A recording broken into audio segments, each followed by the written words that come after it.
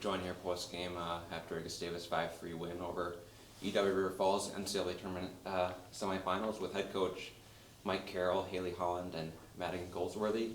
Coach Carroll, I want to open up opening statement, and then we'll get some questions for you and the athletes. I'm just very proud of our team.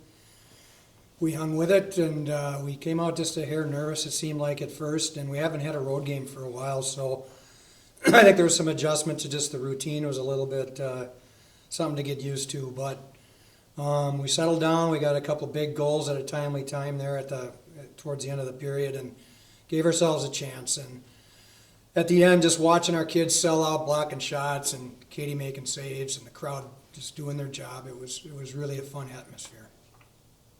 Mike, you've been a part of a lot of big games, 23-year career. You've made it to nationals 15 times. But for your team to erase 2 deficits and come back and win by 2 goals, where does this game rack up in your line of, coaching? And Well, right now, number one, but I make a lot of alumni very upset. We didn't talk at all about any sort of history with who we were playing.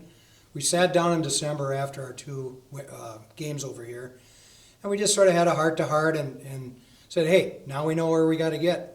And we just kept improving, and everyone bought in, and it took a while for everyone to develop their roles on the team. And in the last month of the season, everyone accepted their roles, and everyone was honed in on the systems. And I've never had a team to this point that I could probably count on one hand not so good practices, Monday through Thursday, and then these last couple of weeks just having different games at different times. I always had their attention. They always showed up, and they got a balanced school and all that. I didn't want to share anything with our history with River Falls because, it was just about today. Maddie, a couple goals tonight, and, obviously a tough start with them scoring after the first minute, but how were you guys able to settle in and really find a rhythm for the rest of the game? Well, we just kept talking about how we needed to be all in, just keep moving our feet, focus on the little things. We knew the game would eventually take care of itself. We just had to play our game and not overthink and just shoot the puck, honestly. So. And Hailey, can you talk about, offensive pressure that you guys were able to put on 5 goals, and like I mentioned before, you had to come back from 2 deficits. So what was the mindset of your line and the forwards to make sure the forecheck was rolling and you guys were putting pucks in the back of the net? We just had to make sure we kept pressure on them. Just they're fast, so just not let them get past us and just keep them in their D zone.